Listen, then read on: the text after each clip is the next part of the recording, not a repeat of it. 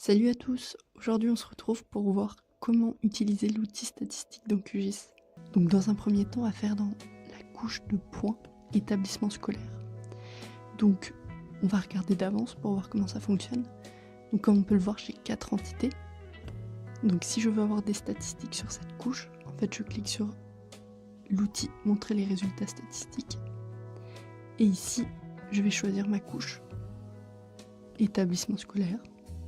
Et là, en fait, je viens choisir un champ pour avoir des statistiques.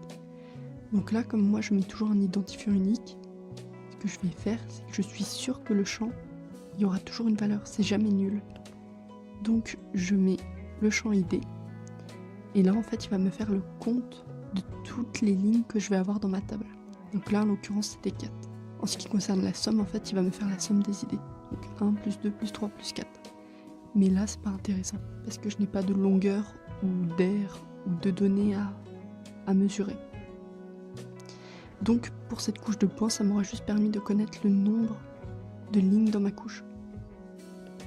En revanche, on peut prendre par exemple la distance entre établissements, qui est une couche de lignes. Donc là pareil, j'ai 3 entités mais je vais avoir une distance. Donc l'outil statistique va me permettre de faire la somme de tout ça. Donc, je reclique dessus, je choisis distance entre établissements. Et là, ça va par défaut, il s'était bien mis. Mais du coup, je vais avoir une analyse statistique sur la colonne distance. Donc au total, il me dit qu'il y a 3 lignes, que la somme de ces valeurs, donc c'est 831. Donc je sais que j'ai 831 mètres de linéaire. Là c'est la moyenne, la médiane. Ça va jusqu'à écart type, minimum, maximum, la plage, les minorités, majorités, les quartiles, etc. etc. Et ça me dit s'il y a des valeurs nulles. Et ça c'est très intéressant. Parce que parfois on va avoir des valeurs nulles mais on ne le sait pas forcément dans notre table. Et quand on a des millions de lignes à traiter, ça permet d'avoir l'information. Donc pour vous montrer aussi, là on a entité sélectionnée. Donc moi je vais sélectionner par exemple juste la ligne ici.